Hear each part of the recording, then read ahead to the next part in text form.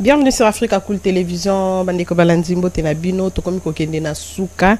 Ya weekends, Oyo Tobandaki Elongo Nabino, très cher abonné. Voilà, une vidéo devenue virale sur les réseaux sociaux. Et Zabongo Kodé, douanier Joseph Kabila Oyo, sur sa responsabilité en tant que responsable eto instigateur Yaba Mobondo. Ndenge, Mikolo Uti Kolegatoka, Kindenge Jean-Pierre Bemba, Azabongo Kotambola a confirmé à Lobi Azaki VPM de l'intérieur. Il a des preuves que AFC M23 Mobondo Motoaza ko soutenir Bango Ezabongo Joseph Kabila. Kasito moni vidéo et bimele son atongo atoza komituna. Est-ce que ça manipulation? Est-ce que ça ya solo? Est-ce que Jean-Pierre Bemba a vérifié que makamba bande kolobate to lolenge nini? Voilà. Ba consultation Ezabongo ko continuer kuna na ngambo ya conseiller Mokonzambo kala makambo itali sécurité pona ko sala gouvernement ya sika ya Union nationale tomonaki bilenge ya FCC bayaki bongo ko se présenter bakamba maki na mona mboka jano bon pepe kasi epesi penza polémique mingi tokolobelango na émission ya lelo pe likambo etali visite ya moko motinda mi ya Donald Trump et pas mokonza mboka Félix Antoine Tshisekedi Tshilombo oyo penza alobi asepeli na ba échange oyo et salemi na mikolo mizali koya on nous promet que makambi ya bien eko salema entre biso na États-Unis. Voilà, calme eza kuna na ngambo ya walikale oyo eza bongo contrôlé par les FRDC et les wazalendo oyo ba déloger M23. Mokolo ya lelo na yambeli bino mwana mboka Michel Mangala elogo na ndeko kolobela ba actualité oyo nyonso tolobi na bino ndeko Michel Mbote. Mbote Mama Mi Thérèse, mbote na muninga na ngai ya kelasi auto passa bon moment avec eux. Le konanga Olivier na pesi mbote na pesi mbote na bakongomani nyoso besika bango bali. Voilà. Toye poketo solo la masolo ya mboka. Voilà, toye poto solo la masolo ya mboka ndeko Miché. Situation sécuritaire na Est République démocratique du Congo tolobaki tokobandande ko bandana yango po yango nde eza penza actualité tomoni makambo quand même ekomi ko changer makambo ekomi ko changer ba FRDC oyo balembaki ko bunda kasi bazongeli mandoki na maboko lelo walikale ezongi na maboko ya ba FRDC réaction na yo. Mama omoni makambu ndenge tamboli na Est de la République so tali malamu makambu pe elekaki ebele. D'abord sur le plan ya trahison elekaki makasi. De deux, condition ya bana mboka oyo azako bunda ba condition sur le plan même social ezaki penza malamu te, même sur le plan ya armement ezalaki penza malamute et du fait que trahison elekaki makasi donc yango monaki que ba situation ekomaki mpe na moins difficulté pour que bana mboka ba longa itumba mais lelo omoni ndenge makambo yoko tama avec le leadership ya tata mokonzi ekolo le David de la République Félix Antoine Tshisekedi Tshilombo Betty Boko na mesa a tiré un coup de pouce sur le plan social, ba condition bandiko kobonga ba doubler ba salaire ya ba doubler même ba salaire militaire ba policier voilà. A sombi ficelle munduki oya solo oyo sali ke ba ko faire face na ba éventuel nyonso ya ba attaque kokiko ya donc même aussi sur le plan diplomatique ndenge tata mokonzi kola ko bunda et pesi ko réconforter bana ya mboka et yango bakoti na kati ya bituma conscience pe zongeli bango ki tuzali na mboka na biso et kobosa na pété la mobilisation oyo l'espoir de tout un peuple Jean-Pierre Bemba a sali parce que c'est lui qui a été à la base aussi d'éveiller l'ensemble de notre peuple et même na ba militaire ba conscience yé donc ezali mobilisation ya nation yango zo mona ke lelo ba dongolo miso donc le Rwanda ba Kabila ba Nanga baza maintenant na difficulté ani baza na difficulté du fait que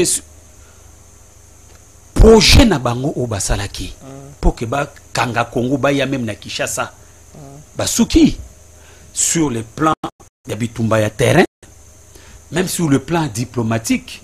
Donc, baza bloqué.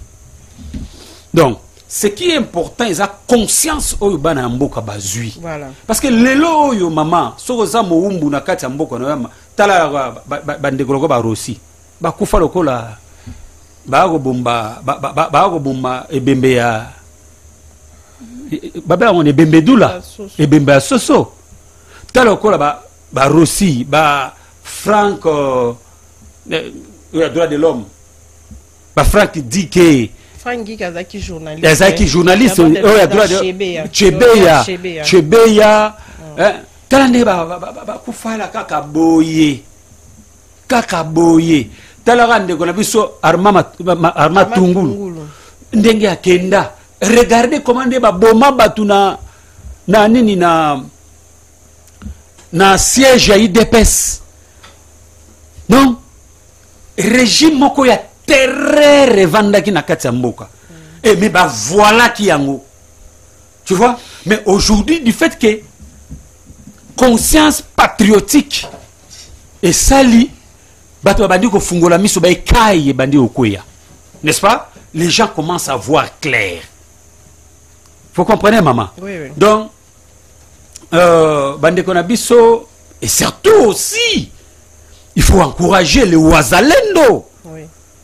Na prise de conscience parce que tangu armée traîtrisme les kaki ba généraux ba colonel ba obazali na ba commandement otolobaka bango basi balia ba meka ba miel wana minéré tala au mona que même M23 ngwa komina noté bango dasi basi bakimaki batiki na minduki na makambu nyo ozomona dimension intelligibilité ya traîtrisme. Vous comprenez, madame? Oui, oui. Alors, à ce moment, tant au boulot qu'on a au moins même pas militaire, n'a pas pas collé là. Bah ça qu'on crier pour la traîtrise, mais eux qui n'a qu'à armée. Mais bah wazalendo batika quitté. Voilà. Bah qui quel que soit quoi. Bah ko bunda po na mabele. Toko bunda po na mabele na biso po na mboka na biso. Et Moussala et Salemi, bravo aux Congolais, malgré que Tokoki Kokrine on a victoire, mais nous sommes dans les bons du fait que les Congolais ont eu conscience. Voilà. Pour moi, c'est ça la victoire d'abord. Voilà, merci Papa Michel. Negetolobi, les Congolais ont eu conscience. La plupart, il y a des Congolais au majorité. Voilà. Il y a Félix Tshisekedi. Félix Tshisekedi, il y a Félix Tshisekedi passera. Exact. Moussou Akoya après, Akoya Likamba continuité de l'État. Donc, tout ce qui est Tokoma, esclave, ya Banguna. Papa Michel. Vidéo moko iza ko circuler na ba réseaux sociaux iza ko dédouaner Joseph Kabila en tant que responsable ya ba Mobondo, contrairement à ce qui a été dit, ce qui a été confirmé par Jean-Pierre Bemba. Tomoni un monsieur là ndenge bozomona na ba image azo alobi yenda créa ba Mobondo batika koko c'est là Joseph Kabila makambu Bemba pe banda la kabiso ba preuve ti lelo to tikala komona ngote biso kutu na plateau to senga yeso za ba preuve akende CPI akende na ba instance judiciaire akende ko porter plainte na Joseph Kabila kasi atikala kosala yangote to lo ba ke faso Jean-Pierre Bemba banda ko tambola loko ebike ba congolais se ba ki kaka mabe ya Kabila ba ko linga Jean-Pierre Bemba nda tambola ki na lokuta pona ko manipuler peuple ou comment? Mama natuna na mutuna moko naza ko tunu temena ko tuna ba kongomani ba kongolo bazolanda biso bisika ba ozali ba olanda biso ba me répondre. Est-ce que la vérité est mauvaise de dire ça? Mais vérité sans preuve. Solo. Vérité sans preuve, c'est manipulation, Papa Michel. S'il vous plaît, maman. S'il vous plaît. Vérité sans. Est-ce que Koloba, vérité Koloba bo solo et Ali Mabe va répondre Nandako. De deux. Yo le bi que vérité sa preuve. Non. Jean-Pierre Bemba ne peut pas dire des choses d'une manière imaginaire. Jean-Pierre Bemba, c'est un fin politique. Et quand tu vois un leader se mettre debout pour dire quelque chose, et il a trempe à Jean-Pierre Bemba, il ne peut pas manquer de preuves. Et il a dit à l'Obéli Bango qu'il a des preuves soki bazali na tembe hein bakolakisa bapreuve wana bakende bafunda Jean-Pierre Bemba Gombo. Pourquoi yenda bandaki pourquoi yake banena pa kokefunda Kabila te? Attendez maman. Omoni Kabila à se préparer qui a conséquence. Parce que pression au ibanda ko yela ayebaki ke akotika pouvoir mais na logique na ayebaki ke akozonga na pouvoir. Donc akende po ya kozonga yango monaki alakaki ba père na ba chef de l'état na Addis Abeba que je vous promets à bientôt. Beaucoup de je ne vous dis pas au revoir. Je vous dis pas au revoir mais je vous dis à bientôt. Donc à se préparer qui a conséquence. Ayebaki oyo aliko sala. Kabila doit statut ancien président. Obi Assemblée nationale. Ah maman, qui a piloté ça sous gouvernance Anani? À l'époque là, député bana manipuler bangoti. Il faut dire des choses vraies, madame. Mais manipulation peut s'y continuer. Non. Ah bon, voilà les sujet tout voilà, continuez la makantina yo. Kabila a tiré loi oyo ya ba statut ya ba ancien président. Maman, obi ke Kabila le bomo a bomi ope ba okanga ide. Di prévané. Ba funda ki matata mponyo awa. Ba sambisa ki matata mponyo et que na cour constitutionnelle. Le procureur, comment il s'appelle encore? Dieudonné Kalouba. Dieudonné Kalouba, voilà. Dieudonné Kalouba. Qu'est-ce qu'il avait dit? Il avait dit ouvertement que Baza incapable il y a qu'au juger un ancien premier ministre. Voilà. Bah tu as interprété mais c'est ça la vérité. C'est ça qui dit la loi. Chez l'Arabie Saoudite. Et Kabila a se préparé qui en conséquence, madame. Le lot, ceux qui vont fonder Kabila, même communauté internationale au téléménabino. Parce que la République est pas si pouvoir, mon côté, va juger un ancien président, un premier ministre, et pas citer. Et bon, juger Kabila. Il y a un abus que Kabila peut te tuer aujourd'hui. L'État n'a abusé au Kangaïté. Parce que le Mobeko wana yali. Donc n'est au-dessus de la loi. Il y a au-dessus de la loi. Asa au-dessus de la loi. Mais pourquoi vous changez en côté? Moi je milite la majorité dans l'Assemblée nationale, dans le Sénat, dans l'Assemblée provinciale, nyonso. Maman, ko pousser ngaité pour na ko dévoiler ce que je suis en train de prévoir. Dans des jours à venir, nous devons militer pour qu'on change cette loi-là. Et cette loi contre la République. Contre la population congolaise. Ils ont engagé parce que j'ai les droits, je suis congolais. Oui, bien sûr. Accuser Kabila. Maintenant, même communauté internationale, au télé Melabino, yango biloko ngo tango Jean-Pierre Bemba zo dénoncer les alliés acharnement, manipulation, tout ça. Ba on a que non au pouvoir oyo bazaka na dans contre Kabila. Les gens vont dire ça. Seule instance au Kanga Kabila, c'est la communauté internationale, ces pays. Et ce n'est pas le moment. Eh bon les moments. C'est là maman. Oh. Zela mukolo bako kwa Kabila. Kabila sera arrêté na mabe oyo Kabila saliba na mboka oyo asali Congo. Et bon? Congo est pessier nyonso. Tout, je dis tout. Il est devenu multimilliardaire.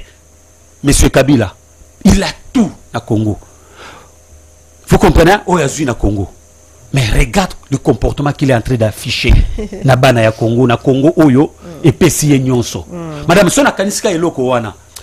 Donc na ina Kabila te, mais na ina ande misala na ye. Parce que lui en tant que un homme humain comme ça, kela munzamba sali na go ina yete. Voilà. Mais misala na yende na oboya yango. Donc Ba preuve. Les gens veulent c'est la preuve. Ba komonaka ba preuve. Jean-Pierre Bemba ne dit pas au hasard. Moi je suis du MLC, je connais Jean-Pierre Bemba. Jean-Pierre Bemba ce qui a lobby likambu. Yeba ki azana makambo na nyonso na maboko na ye. Jean-Pierre Bemba aya katebo ipo aya kuluba ba bobar. Non, ça ce n'est pas Jean-Pierre Bemba. Vous comprenez? Moutou a koli na idéologie à maréchal. A koli na idéologie ya Lumumba. Vous comprenez quoi? Donc ayebi a koli na politique na milieu politique ayebi qu'est-ce qu'est la politique. Mais si on relobani par rapport il y a vidéo que je ne vais pas mettre. Yango nazo ya. A confirme to azo loba yango a lobby Batika Kabila kimia yenda banda mamba mobondo yenda za chef ba mobondo ce il parle pas de Kabila papa Michel. Maman tu na ebiselo moko. Autour ba mama manipulation out. Moi j'avais suivi cette vidéo là. Talana mutuana. Est-ce que pena mutuana uzuluba wana pa mutuana? Awaza la pena na force ya créer ba mobondo. Mutuana pena ta photo na ye. Talana mutuana. Wala chemise noire. Tala e kaka. Parce que bilo mususu madame. Kaka ko regarder kabu ça. Siko tozo tala e papa Olivier pardon c'est son photo wana. Tant tozo tala e papa Michel ni nezo convaincre que lui peut pas être chef à ba mobondo. Madame parce que tu as vu que ba mobondo eza ba biloko ba bokoko eza ba biloko nzoto na moi histoire moke maman moi histoire ya moke ya bobondo ebetama na mutu oyo chef coutumier ba boma wana n'est-ce pas soko tali na ba vidéo moi histoire wana ebetama comment cette histoire ba bobondo eza qui créé mais regardez kaka mutu oyo. Il faut boyer bailo moko. Obi ngaye banana yoka ke ndeko moko congolais akoma chef coutumier. Ndeko ba benga na kombo a zombie. N'est-ce pas? Ba benga mutu na kombo a zombie. Mutu wana azali akoma chef coutumier. Po mutu wana na yebiye ke azakabiliste disant. Lelo nazo yoka na landi elo moko lelo na ba zone ya Top Congo ba confrère na bino baza ko ba situation moko ezoleka ba côté kuna na ministre intégration régionale Didier Mazenga ya donc batu ya zombie hein basali déclaration monga bien bato yo bazoluka ka ba conflit ba pérenniser ka ba conflit pour tamba wa bisanga ke chef coutumier wana zombie que nini na landi en autant on déclaration de ça la Top Congo que non Mazenga a provoqué batu moko kuna na mboka donc yé mutazana base ya ko créer batu pa Mazenga pe ba bine mes ententes on les alliés mutazo provoquer loko wana batu pa Mazenga ba répondre mais non d'ailleurs écoute ba kenango na l'état pour que ba yeba qu'est-ce qui se passe ba nani o ba provoquer loko wana donc ba linga ba latisa ba dignité makambo pour que ba créer encore davantage ngai madame tangu ndeko wana zombie azakuna pona yebi que zombie wana c'est un kabiliste. Je vous dis madame ala chef coutumier comme chef coutumier kuna ngabi likambo et osukate donc biloko eza biloko moko ba inventer na bango. Hein? Ba créer yango ya ko créer. Parce que y a intérêt ni nyarozala nango po mais ba sauver mutu nango. Ba sauver maman ata ba créer loko wana. Soki mokolo jugement ya kozalaka. Voilà. Hein? Mutu a hôtelera misu. Oui. Je vous dis ya hôtelera misu. Faut y ko témoigner. Parce qu'il y a des preuves à lire. Ba preuve on kan debemba lo ba maman et bilo mususu bako bimisango na la montée bako bimisango e ko bima na aval tangu nde makambo ngunde ko banda bien ne ko bima donc to lo ba ke ba bimisi muto na po ba mikembe balobi po ba informer ballon ya essai ba bimisi madame batalisi ba kongomani réalité oza ko se passer na mboka parce que tout dirigeant a le devoir ya ko informer ko informer plutôt population ndenge makambo eko tambola, c'est normal. Botala likambu oyo source na yango tala mutu songolo mpakala azana base ya likambo wana babite ki bazana dans, n'est-ce pas, mais balobi vérité, mais tango oyo likambo yango non, un jour si on va l'arrêter, parce qu'on va arrêter un jour. Ah bon? Même à le président Félix Antoine Tshisekedi, même il y aura un Congolais qui va venir à mettre tout au clair.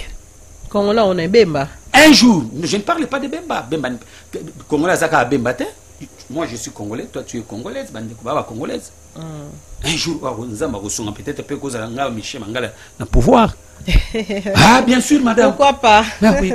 Nous sommes en train de faire la politique. Hein? Ben oui, hein. Voilà. Donc, problème oyo ezaka kapo ke ba luka moyen ba laver, ba créer. Madame, il faut y ba comment régime ya Kagame. Hein? Madame, natuko za ba révélation mususu oyo. Place na confirmer que Jean-Pierre Bemba avait dit la vérité. Confirmation nini? Natunayo.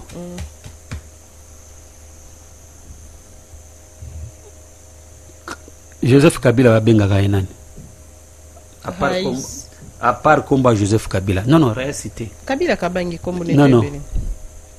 Kabila ngene. Ezana kombo moko ya frère na ye. Lipasa na ye. Kasi kabangi? Non. Lipasa na ye. Lipasa oyo azalaki penza yende mutazalaki militaire. Aki mbila. Oya memaki peya sonam ke ba Congolais sengeli ke ba kanisaka Laurent Désiré Kabila. Oya memaki Laurent Désiré Kabila na mboka ya skoli pasa ngakufa. Mais cette question faut pas poser question à Kenda wapi. Mais les personnes les maman Jeannette to ebibi sonyo so awate. Ah maman, laissez votika mama mususu. Mais bino penza. La vérité, maman, c'est notre pays là. Nous ne sommes pas contre qui que ce soit. Non. La vérité de la manipulation. Ce n'est pas la manipulation. L'anda c'est qui se disent. Ce qui se dit plutôt Namakambu ya famille ya Laurent Désiré Kabila. Qu'est-ce qu'on dit? Ah, ouais, maman, na famille. Mais akasi. Et là, eza makambo ya famille toboite. Papa boti ezali maman ni Thérèse. Et makambo ya famille toboite. Mais Kabila était un homme public dans notre pays. Il a géré ce pays. Oui, voilà. Et nous avons l'intérêt. Ya koyeba vie ya muto ya gérer biso. En retard. Quand même en retard, madame. Rien n'est perdu. Pourquoi? Parce que Batounaye bazana ambition lobby problème à thé. Problème à thé. Basala carrière une fois. Voilà. Deuxième fois c'est que beaucoup mi bazoba. Yango to lingi susté to koma su bazoba. Voilà. Est-ce que ça comprendre? La comprendre ma donc Batounaye ba ko linga sa nini azonga sous na pouvoir. Yango faut que ba mutu ango parce que to bossa na kate ndenge nini Kabila comme la biso na pouvoir. Kabila par une imposition. Yoba Kabila wapi. Joseph Kabila wapi. Yoba ki wapi. Tout le monde tout le monde ba tcheli biso pouf, vous êtes tous obligés. Ya gondima pe ko sale lango. Batali sibso ki azali Kongomani. Tonimi pe. Mais kaka kuna mbulu ngebandi ko beta ba mano o te azali Kongomani te. Tala azali boy. Mais nous avons l'intérêt à koyeba. Et ça et d'ailleurs, les gens doivent savoir. Les hommes politiques analyser kabango na théorie moko maman théorie ou analyse stratégique parce que les hommes politiques les hommes publics il faut bon analyser ba action o bango basalaka on a katia théorie wana ba analysaka ba acteur na ba action concret na bango misala na bango o bango basali o soit o ba ko sala en tant que un homme public, un homme politique. Voilà. Et Kabila fut le président de ce pays. Voilà. Ce n'est pas l'acharnement. Nous sommes en train de juger ses actes, ses comportements. Dans l'analyse stratégique, ils ont pu ça dire minda. Est-ce qu'il y a ça qui m'a l'âme, ou bien ça qui m'a bé, ou bien il y a ça qui mitigé. C'est ça la réalité. On ne peut pas échapper. Donc, Moutoualinga s'échapper nango. Ah. Avant nanaye ça l'année politique te bien que tata musique bien ça la non politique public parce que si on a homme public il y a pas que ba ko analyser non ça c'est ça la réalité on ne peut pas refuser ça donc biloko oyo zo mona oyo exagé ya batuya Kabila pourquoi na biso exagé bata Kabila pourquoi oyebi na 2000 je crois 2004-2003 gouvernement ya Kabila et le baki ya wakeno Bemba a tout abatuna liboka o ba benga ki cannibalisme ba sala ki donc comment tu vas chanter même Kulutunanga Mende à l'époque il fit ministre il y a communication. Il parlait de ça tous les jours. Mais qu'est-ce qui s'est passé? Non, non, je ne dis pas ça. Nazola kisayo qu'ils arrachent na bango ne ba évoluer ne ba procédaka. Yango nazola kisayo. Mais tant ba sitaki même na ba combo ya batuana. Ba kendaki MLC kendaki ekenda ko luka batu wana na Équateur kuna na kati ba pigme wana na kati ya zamba wana ba yaki na bango tina intercontinental mama buluka ba video wana bochaka parce que bango ba kosa kabino na ndego na bino Pierrot soki Pierrot Wara soki Pierrot Wara il raconte du n'importe quoi ba kosa kabatu Bemba yaki na bango ti awa na intercontinental ba présenta ki bango pe mutu na mutalobaki ke biso tuza ba vivant. Vous comprenez? Et ça méthode na bango ba mesana ko sala. Un jour réali ndeko ya lobi ke yende créateur ba bondo. OK, ça va? Il doit assumer comme un créateur ba bondo. A quoi assumer bateau nyonso ba bondo ba boma. Justice il faut chaye maboko. Il faut justice chaye maboko. Voilà. Pero au monde ndeza wana. Danda sali video wana. Lui ali moi. Akimi. Et puis ceux qui ont tali bien vidéo ngo batu bazo partager ngo ezami nyeka ba kabiliste. Mais ça ba esa bango eko za batu mususu te. Na ebite ce bon mot né. Batu ba partager ngo bango ye. Na chawa. Bango ezaka ba kabiliste pardon boti kabiso to na mambo guerre. Guerre ezo la moto to luka kimi na moto. Baza ba spécialiste na montage ya makambo. Baza ba spécialiste na montage ya makambo. Voilà, ndeko mo atuni motuna bi Obemina ko lobaki les chefs a dit fini les actions clandestines. Angaki alobani. Parce que on ezaki maloba ya Obemina ku jour asangana na ba na bandeko la bango PPRD aloba maloba ya bongo. Voilà, botika biso vraiment. Ba action clandestine abimi. Mais baloba ye yaza ba université silence hein. Comment université à Kara. Université à Kara. Nani ba M23 ba la ta tenir FARDC to e ba côté ba zo ngote. FARDC ça changer tenir bango pe ba changer. Donc FARDC ça du tenir sika. M23 pas changer. Kabila s'est préparé il s'est préparé en conséquence pour que azonga kana pouvoir. Histoire oyo bangombe oyo. Maman, tout ce qui ça akaba batula ba mémoire. Histoire ya bangombe oyo. Mozita l'ancien premier ministre Betela qui c'était. Et comment wapi? Bakangisa président Mozito Mnoko sur cette question. Et comment wapi? Batuana bakenda wapi? Bangombe wana to baraté côté. Kenda wapi? Batuana baza wapi? Maman, donc c'était pour préparer cette histoire tout le monde a babobondo. Parce qu'à l'étape, cette histoire les a quitté. Les a quitté. Je suis en train seulement de constater, de voir le fait. Yango na lobby.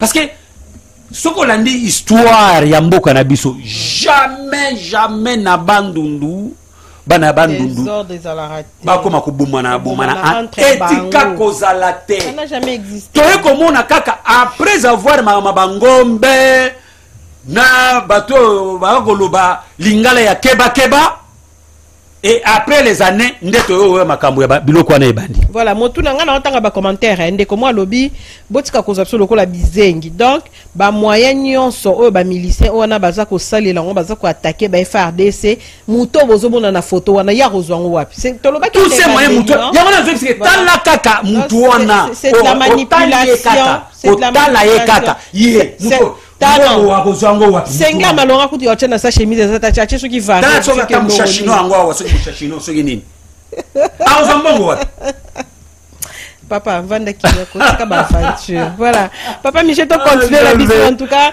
j'espère que chacun de nous a mis sa opinion na ye atali penza ndenge ba mobono baza ko fonctionner ndenge baza ko kende ndenge baza ko bunda na moto ami bimisi wana moto na moto ami pesi réponse c'est le jour et la nuit ce qui mia balobi l'état ezali kama continuité de l'état yo o gérer tiki botika pe muninga gérer ye pas ko kende o pas ko ya gérer eloni yango esila kate na ko yebisa le chef de l'état quand même talande ba otiko provoquer makambo ba otanga ministre Didier Mazenga na likambo ba otanga yewana eza pour que ba pérenniser conflit c'est stratégique je te dis yaza côté ni muya kato nani azaka ka mutu azaka ba notable na ba vous comprenez maman nanga eza moyen donc il faut commencer à chercher donc ce moni peut-être moi les cas qui pour mazuna ko lekana azokisi mutu allez ba amplifier yango moto et surtout quand on a gouvernement c'est ça le jeu moi je vais dire na ministre la ministre à décentralisation hein maman il faut batala lisusu makambo oya ba chef coutumier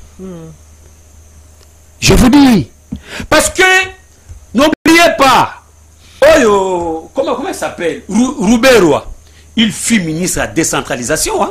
Oui vous savez ce que Rouberwa a fait dans le ministère Rwanda décentralisation il a créé des désordres là-bas dans le ministère Rwanda créé faux chef coutumier tout ça pour que pérenniser des ordres dans le mboka le ministre de l'Intérieur ou soit celui qui s'occupe de la décentralisation plutôt il faut donc ça ordre voilà vous devez aider les chefs de l'État dans ce sens-là et likambo ndeko na biso zombie ngana yidi ndeko na zombie auta ki Afrique du Sud auta Afrique du Sud aya awa pour baramoko yona koma o chef coutumier ou akoma tamwa na mutu ka présidence batala yango malamu voilà batala même là chef coutumier à est batala pour que bazongi sa lignée ya chef coutumier ndenge ezali chef coutumier ya solo alenge la kamabele na ye voilà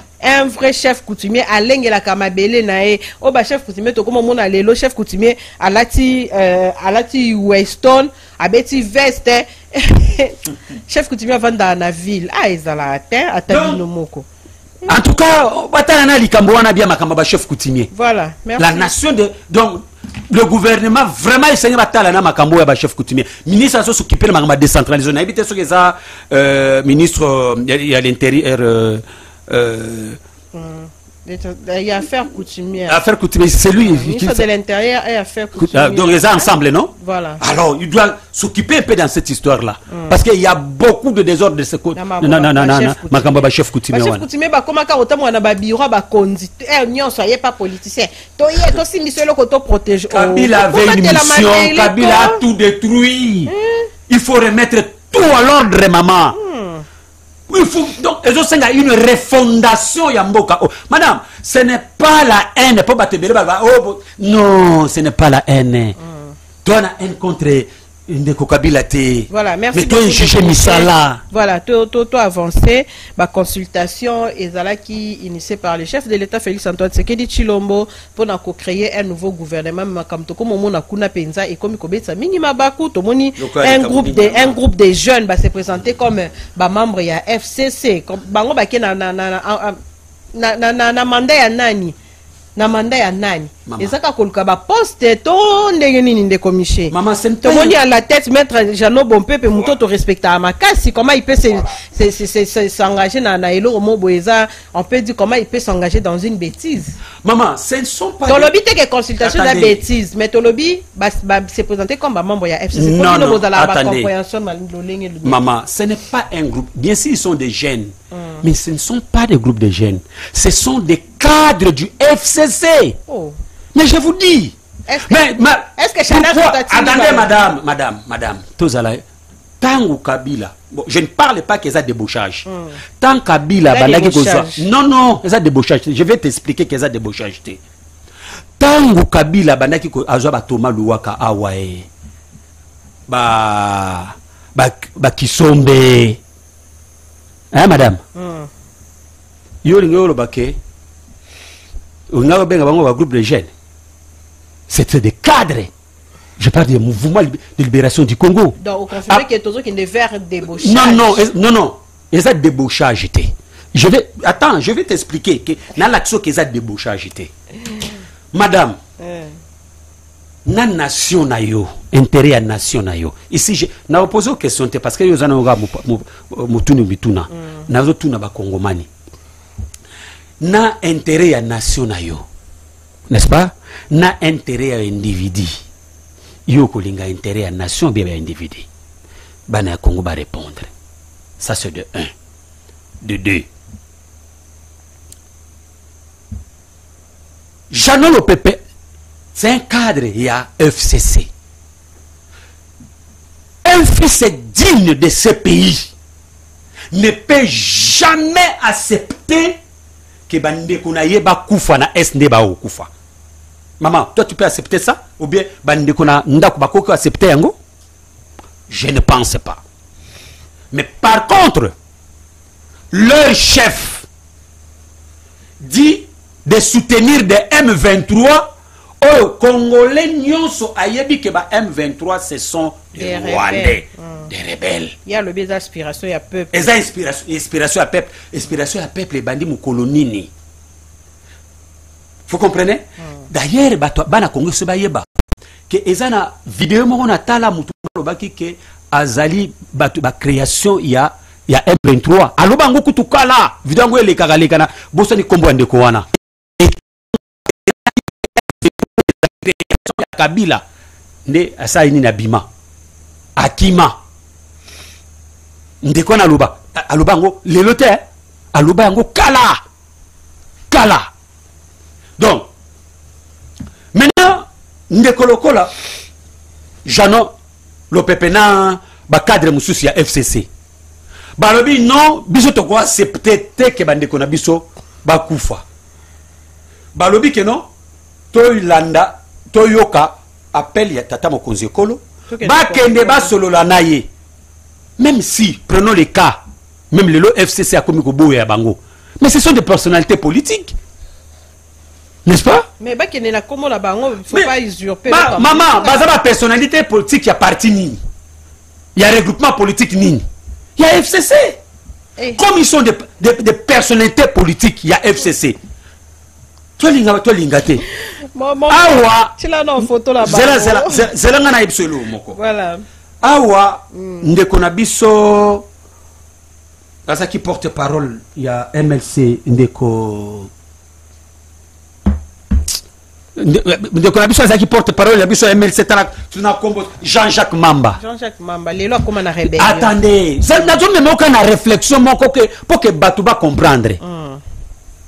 Jean-Jacques Mamba malgré que alongwa na ye MLC malgré que a posé qui démission à bonne et due forme, voilà, yécoute a posé qui démission mais bango batika ko déposer démission te bazali ba membre ba personnalité politique ya FCC, mais Jean-Jacques Mamba a déposé démission na ye na parti tango batu ba yoki ke akena rebelo baloba nini. Oh, Mouta MLC. Donc, on ne veut ou pas, madame, attends, au lobby, non, il y a parti politique qui était, du fait que vous avez 4 parti wana et au latayo. Attends, même au lobby, aux la carte regroupement politique wana et au latayo. Donc ici, ici madame, mais oui, ils sont membres.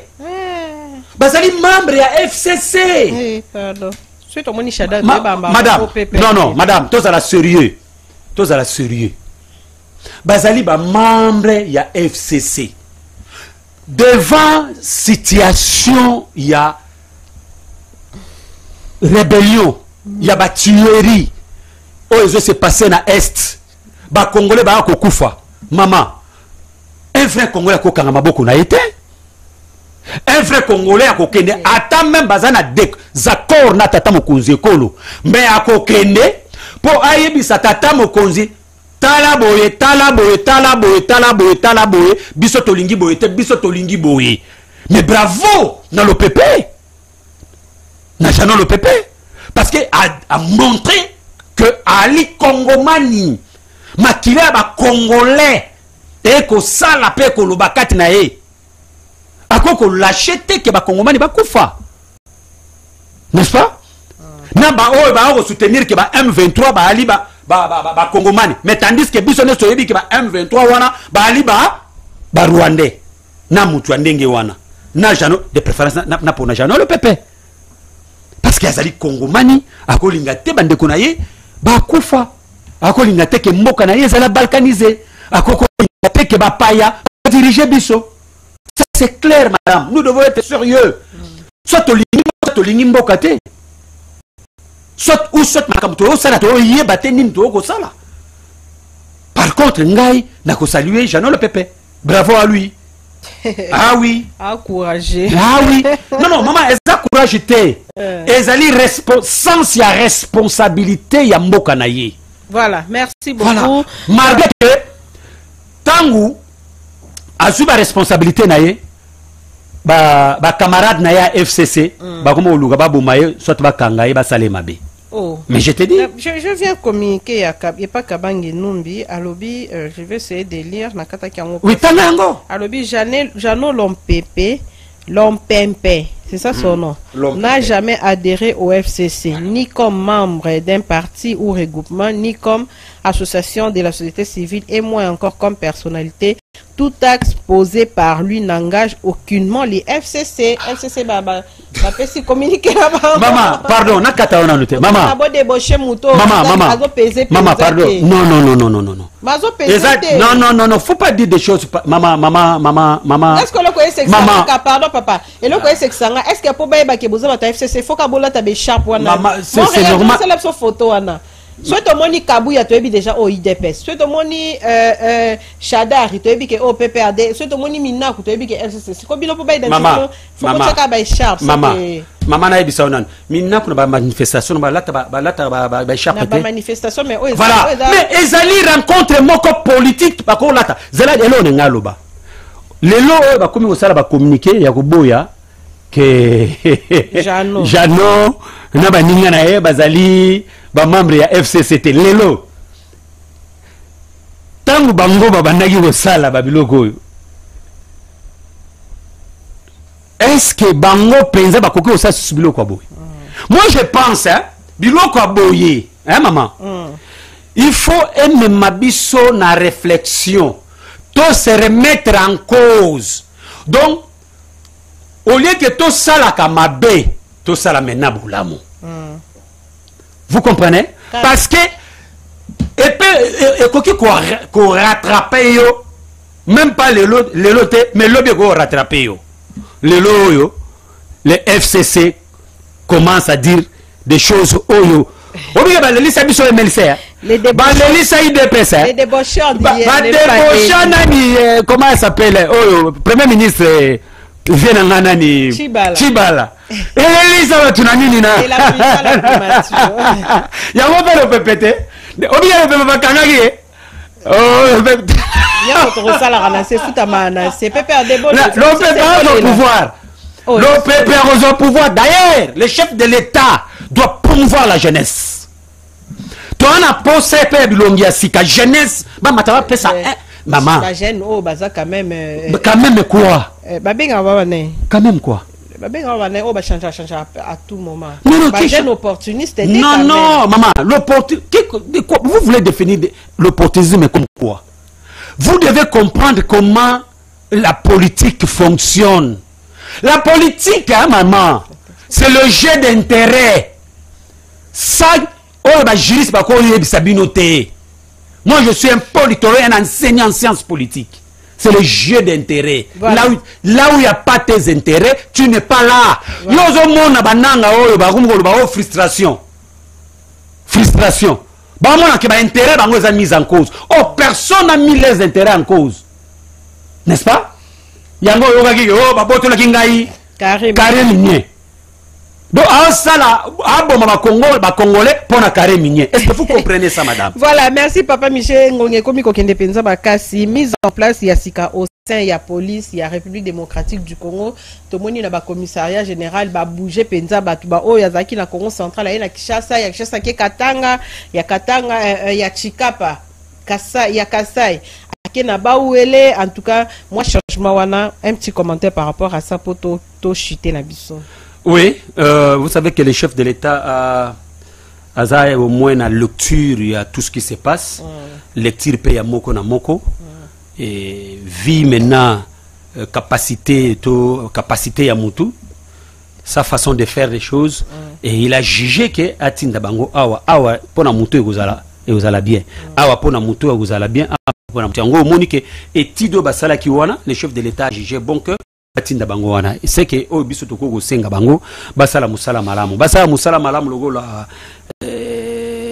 en tout cas il faut que na bois qu'il ba flair le général Longabonia la façon qu'il est en train de travailler au monde même chef de l'état moyen bouger zaté parce que musala zo sala et ndimami donc il a azana souci à la Congomani, souci à redresser la police, souci que makambo marché très bien. Voilà. Donc biso toko senga que chacun d'eux ça a la conscience que et ali li kambwa nation na biso pour le lot to kolega maman mais lobby ba boti banati bana ba robota bana ba robota bana lobby kuna biso to kozala te to kolege Congo ni na bana na progéniture na biso. Voilà. Donc conseil na foezala.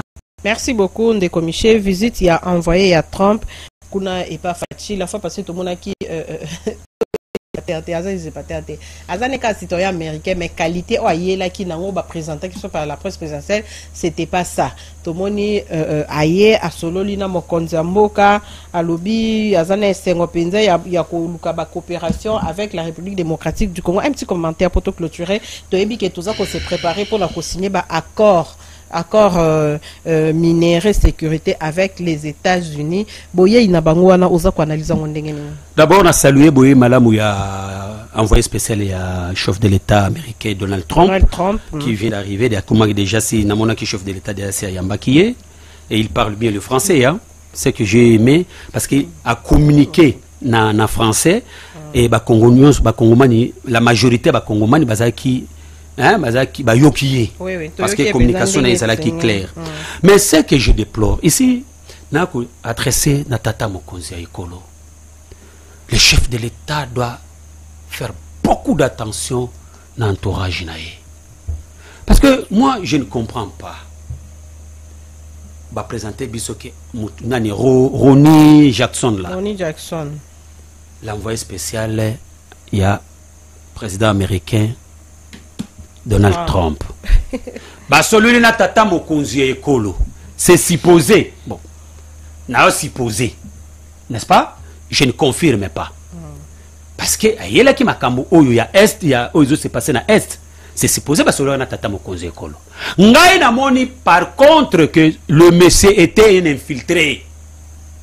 Pour ayeba makambo nini oyo tata Mokonzi Ekolo ako solo ana vrai envoyé spécial ye akende ko yebisa ba Rwandais akende ko yebisa Kagame ake kuna pe solo na Kagame mais Bolanda kit tanga zongi Amérique il a dit de n'importe quoi azongi na discours ya Sarkozy ya ko kabola ba parti wana na ba voisin discours ya Sarkozy eza discours ya ba Obama ou Azaki avant Obama c'est qui? Clinton. Clinton. Vous comprenez? Discours na bango. Mais ça discours à Donald Trump était, hein. Donald Trump, pour Donald Trump, c'est d'abord l'Amérique. Bah, Obama, banani, ils d'abord mabungu na bango.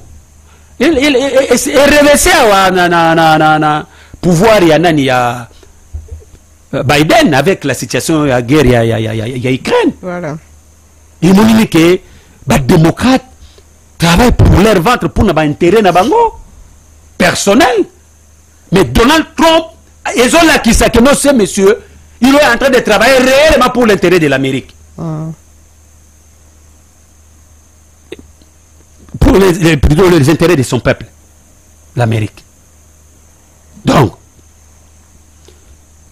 monsieur Yaki, en tout cas, à mon point de vue, à mes réflexions, parce que Moutouago Peksanga a kanisate, n'a kanisate à haute voix, c'était un infiltré pour avoir discours ya tata mokonzi ekolo pour ba ennemi ya mboka na biso ba yeba qu'est-ce que la République démocratique du Congo pense.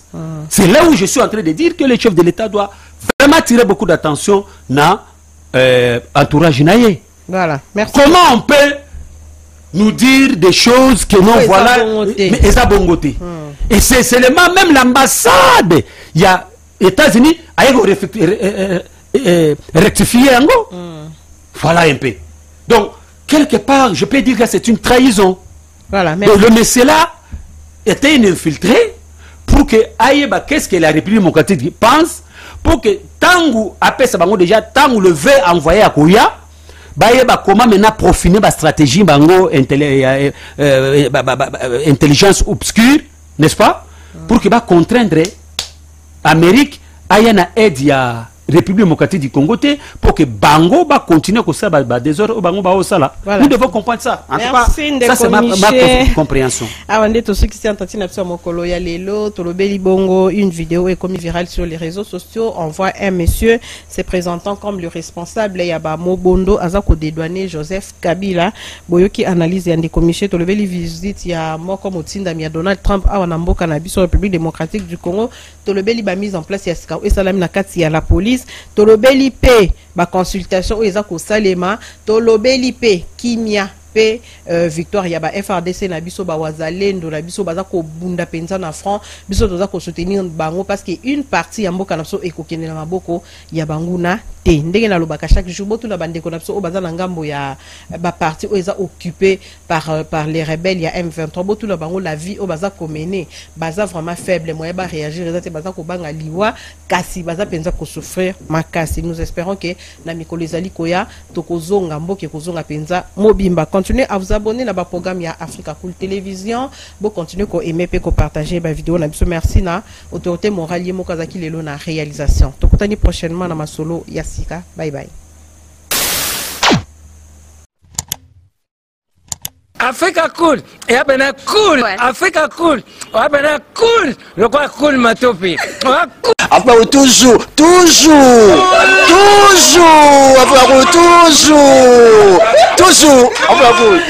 c'est bon. Et ça chaîne est bien, et puis vous êtes très rapide.